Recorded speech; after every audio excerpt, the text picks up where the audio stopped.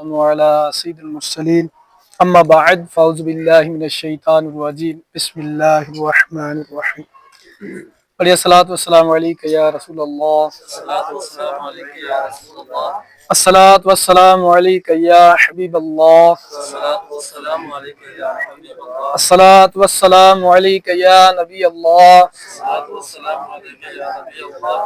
وعلی آلک واصحابک یا نور اللہ۔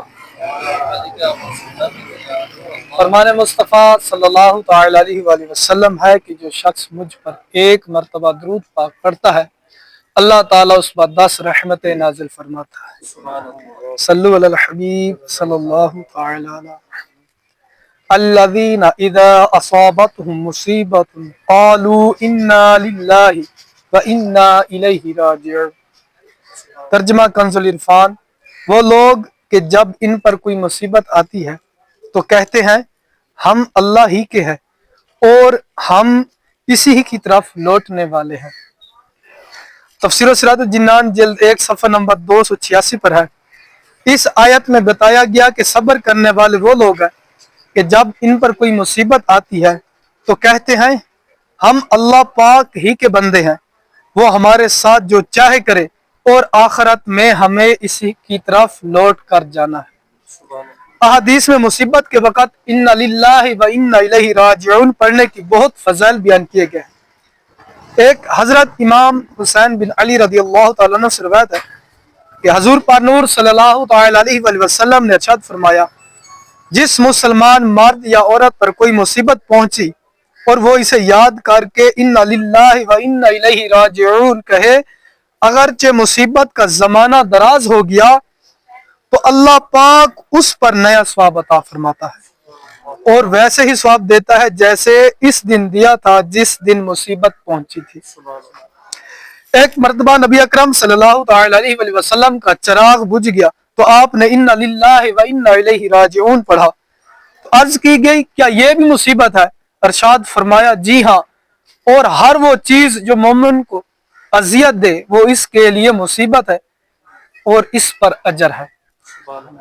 ایک حدیث شریف میں ہے کہ مصیبت کے وقت انا للہ و انا الیہ راجعون پڑھنا رحمت الہی کا سبب ہوتا ہے۔ حضرت عبداللہ بن عباس رضی اللہ تعالی عنہما سے روایت ہے کہ نبی اکرم صلی اللہ تعالی علیہ وآلہ وسلم نے ارشاد فرمایا میری امت کو ایک ایسی چیز دی گئی ہے جو پہلی امتوں میں سے کسی کو نہیں دی گئی، وہ چیز مصیبت کے وقت انا للہ و انا الیہ راجعون پڑھنا ہے۔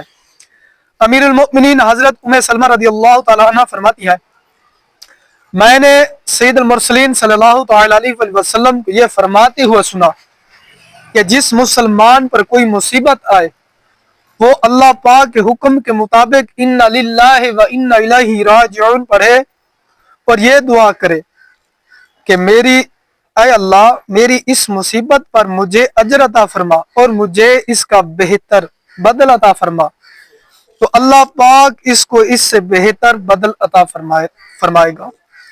حضرت ام سلمہ رضی اللہ تعالیٰ عنہ فرماتی ہے جب حضرت ابو سلمہ رضی اللہ تعالیٰ عنہ فوت ہو گئے تو میں نے سوچا کہ مسلمانوں میں حضرت ابو سلمہ رضی اللہ تعالیٰ عنہ سے بہتر کون ہوگا، وہ تو پہلے گھر والے ہیں جنہوں نے حضور پر نور صلی اللہ تعالی علیہ وآلہ وسلم کی طرف ہجرت کی۔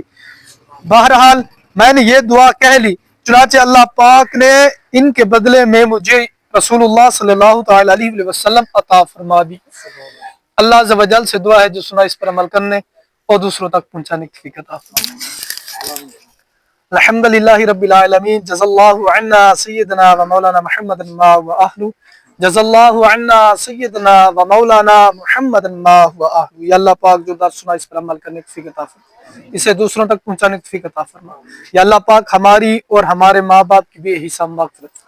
یا اللہ پاک درس کی غلطیوں اور تمام گناہ معاف فرما، ہمیں نیک عمل کا جذبہ دے، متقی پرہیزگار بنا۔ یا اللہ پاک جو اسلامی بھائیوں نے درس میں شرکت کی ان کے مال میں، جان میں، عزت میں برکت عطا فرما۔ یا اللہ پاک ان سب کی خیر عطا فرما، ان کے بچوں کی خیر عطا فرما، ان کے گھر والوں کی خیر عطا فرما، عالم اسلام کی خیر عطا فرما، مسلمانوں کی خیر عطا فرما۔ صلی اللہ تعالی علی خیر خلقہ و نور محمد و جزاک